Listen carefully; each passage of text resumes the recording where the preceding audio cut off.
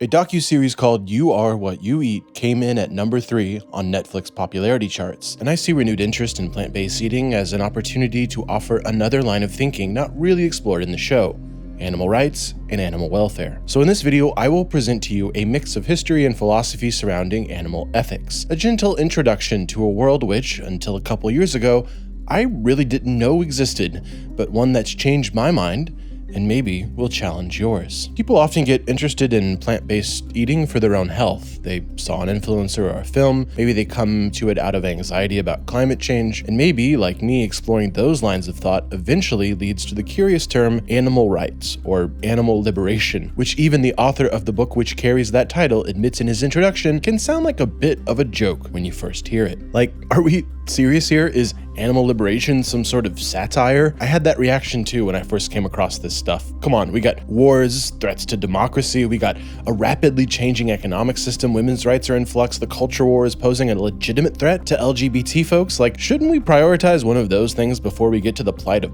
cows? We are bombarded with so many problems locally, nationally, internationally. It's so overwhelming that the idea of adding yet another item to our growing list of moral concerns can seem almost harrowing. Like, keep that issue that's not yet on my radar away because I just don't need another thing to worry about, please. I feel you. So what I'm going to do is come at this calm and academic. Think of this as sort of a piecemeal literature review. Some history, some philosophy, some general thinking on the subject, some things I found interesting. Speaking of interesting, let's start with this guy, Abu Allah al-Mari. Let's just call him Al-Mari.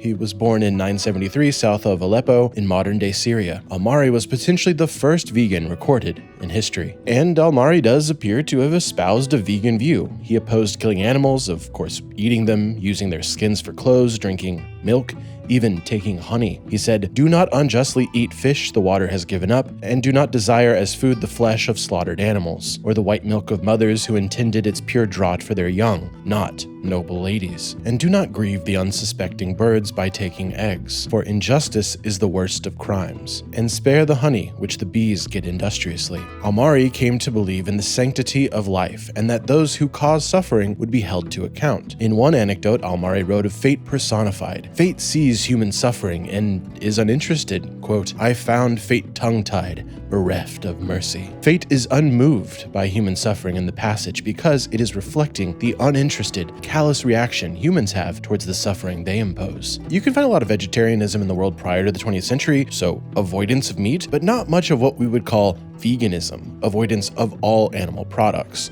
Al-Mari is an exception to that in my research. Indeed, in the Middle East, Africa, South Asia, East Asia, there is a tradition of plant-based recipes, vegetarianism, and divergent thinking on non-human animals. Many Hindus and Buddhists are vegetarians. Around 40% of Indians report being vegetarian. The Buddha was likely vegetarian, considering the taking of sentient life a great sin. In Martha Nussbaum's new book, I learned that the Hindu emperor Ashoka was a Buddhist who attempted vegetarianism and was interested in animal welfare. We can find, to a lesser extent, a vegetarian tradition in the West too. The pre-Socratic philosopher Pythagoras was a vegetarian, believing non-human animals, like humans, had souls. The utopian society Callipolis from Plato's Republic was vegetarian. And then came Plato's student Aristotle, who famously called humans political animals. So what did he think of non-political animals? We can find in Aristotle's politics a hierarchy, a ladder of life, with plants at the bottom serving the needs of animals, aka existing to be eaten, and animals serving the purpose of man, aka existing to work and to be eaten. Quote, "We may infer that after the birth of animals, plants exist for their sake, and that the other animals exist for the sake of man." So yeah, non-human animals were means to our ends, the ends being our food, clothing, labor. This ladder of life thinking went on to influence Judeo-Christian philosophy. Perhaps we should be kind stewards of nature or nice to animals while we use them, but in the end, we humans have dominion over all creatures. As it says in Genesis 26 verse 1, "And God said, let us make man in our image, after our likeness, and let them have dominion over the fish of the sea, and over the fowl of the air, and over the cattle, and over all the earth." In the 17th century, French philosopher René Descartes argued non-human animals were nature's machines responding mechanistically to stimuli, but devoid of experience. His famous phrasing, "I think, therefore I am," did not apply to non-human animals. No think, no being, no moral obligations from us human to you animals. In his book Animal Rights, Human Wrongs, moral philosopher Tom Regan introduced me to contractarianism in the context of animals. Broadly, contractarianism imagines ethics and moral obligations as an act of agreement between people. I don't kill you, you don't kill me. On a societal level, we're all agreed we don't kill each other. At first, this system seems blind to non-human animals. Moral contracts and obligations are only possible between moral actors, and so pandas, being incapable as moral actors, cannot participate in contractarianism. Thus, we have no moral obligation to non-human animals. So why even mention contractarianism, Will? Good question. If we as moral actors to people or an entire society, if you and I have a prohibition against theft or destruction of property, we may have indirect duty to non-human animals. What I mean is, like, if I steal or hurt your dog, which society deems to be your possession as the dog's owner, then I have violated the ethical contract with you, and thus it is unethical to hurt a dog or cat, not because it is a harm to that dog or cat, but because it is a harm to you, the owner of that property. Yeah, it kind of feels insufficient, doesn't it? Another example of these indirect duties to animals comes to us from thinkers like German philosopher Immanuel Kant and Enlightenment thinker John Locke. Kant says, quote, "Tender feelings towards dumb animals develop humane feelings towards mankind." In other words, we should be nice to non-human animals so we can practice being nice to humans. John Locke said similar, but in reverse. A person mean to non-human animals, quote, "will not be apt to be very compassionate or benign to those of their own kind." So let's get this straight. Early on in Western thought, 500 BCE, we had Pythagoras, the philosopher and vegetarian. Then came Aristotle, and to oversimplify a very great deal, Aristotle, dismissed non-human animals, and thus philosophers didn't put a whole lot of stock in moral value of animals for centuries and centuries and centuries. At best, we got thought on indirect duties to pets and livestock. Was it really so that no one had any concern about animals that whole time? No. We already spoke about vegetarian traditions in the East. The 19th and early 20th centuries saw the birth of vegetarian societies in the US and UK. In The Jungle, Upton Sinclair wrote hauntingly about the sounds of animals in the slaughterhouses of turn-of-the-century Chicago. And in 1964, Ruth Harrison wrote a book titled Animal Machines, which went into this new American invention, the factory farm. It was new then, but today 99% of farmed animals in the US are factory farmed. 99.97% of chickens, 99.9% of turkeys, 70% of cows, and 98% of pigs. Because of this emerging system, by the 1970s, the philosophy world should have been begging for an update to our animal ethics. And into the void stepped the most influential writer on animal rights, Peter Singer. Even those who have come to critique or even find fundamental flaws in Singer's utilitarianism wouldn't deny the tagline printed on new copies of his 1975 book, Animal Liberation, the definitive classic of the animal movement. Chapter 1 argues for the rights of animals to equal moral consideration. Now, when you hear animals have rights or the word equal in the last sentence, you might imagine a ridiculous scenario in which dogs can vote, cows have religious freedom, and people are put on trial for violating a territorial swan's property rights. But that's not what this book is, and that's not what animal rights are. The thesis is not about literal equality between cats, dogs, pigs, and humans. It's about the right to equal moral consideration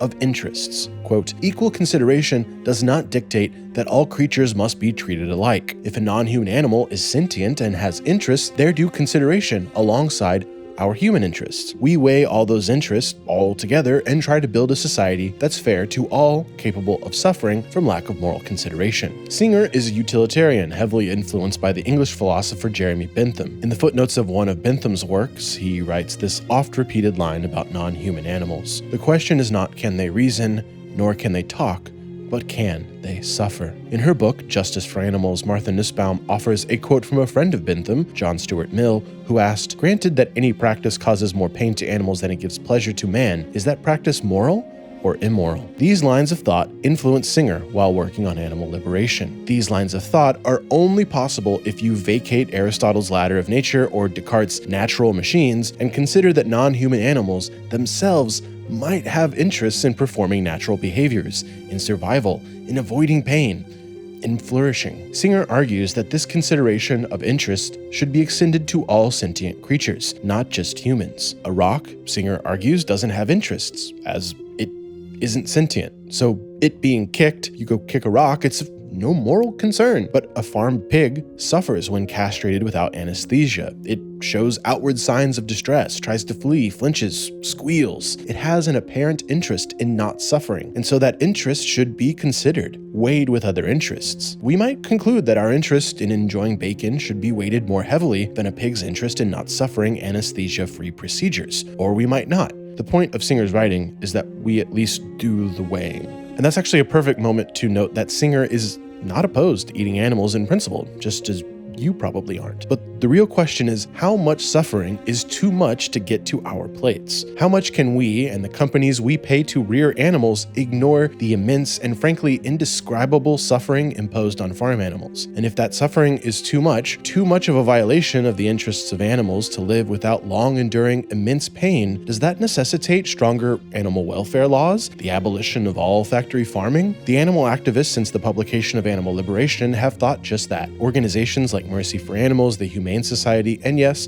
PETA are inheritors of Singer's thinking, and more often than not go well beyond his conclusions. And Singer's work also inspired detractors: Against Liberation by Michael P.T. Leahy, The Case for Animal Experimentation by Michael Allen Fox, and even philosophers who would agree with Singer that a new model for animal ethics was needed, but thought his insufficient. Tom Regan, who I already mentioned, believed we have a respective duty to all so-called subjects of life. David de Grazia wrote Taking Animals Seriously. Christine Kosgaard used a mix of Aristotelian and Kantian thinking to come to an innovative conclusion about animal ethics. And most recently, Martha C. Nussbaum, author of Justice for Animals, used a capabilities approach to animal ethics, one that suggests we should base our moral choices around maximizing, quote, each creature's ability to lead its own characteristic form of life. The thing that binds Singer and the thinkers that have come after is a sense that we all know, deep down, the things that we pay others to do to non-human animals on our behalf are pretty messed up. Nussbaum writes, everyone knows that the actions of humans cause animals a lot of suffering and many other impediments, but many people don't admit this is wrong. Regan writes, most people like animals. Very few are indifferent to their suffering. But while almost all of us are of one mind when it comes to opposing the mistreatment of animals, most people evidently believe we do nothing wrong when we make them suffer or die in pursuit of various human interests. Author Jonathan Foer in Eating Animals writes, however much we obfuscate or ignore it, we know the factory farming system is inhumane in the deepest sense of the word. Or as Ed Winters, the author of This is Vegan Propaganda, said, we all say that we are against animal cruelty, yet no other industries cause more harm, suffering, and death to animals and are more cruel to animals than the meat, dairy, and egg industries. Whatever philosophical framing we choose, there is a large body of philosophical work now which calls on us to look in the direction of the 100 billion animals farmed each year. Here's my opinion.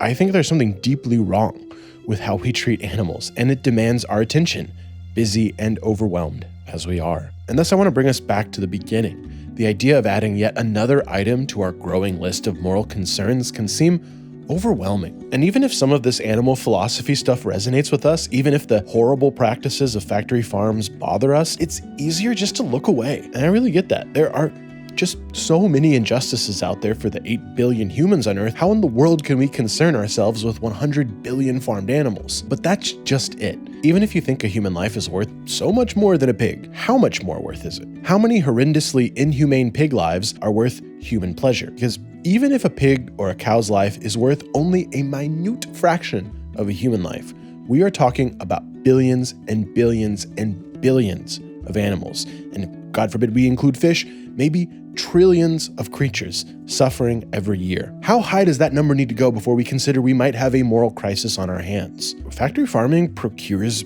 animal flesh in a way unfathomable to the ways we did before, unrecognizable to the honor that some cultures imbue with raising animals in the past. Factory farming is an invention of the 20th century that demands our 21st century ideas to determine its ethical status. So consider reading a bit on the subject and adding it to your list of moral concerns. Just a friendly nudge from me. And if you'd like some tips on where to start, I've uploaded my thoughts on some animal rights readings as an upload for all my patrons and those who follow me on Nebula. This short explainer you've just watched is the result of years of reading on this subject. So if you'd like to support future projects like this, follow the link on screen or in the description and become a patron. Later, y'all.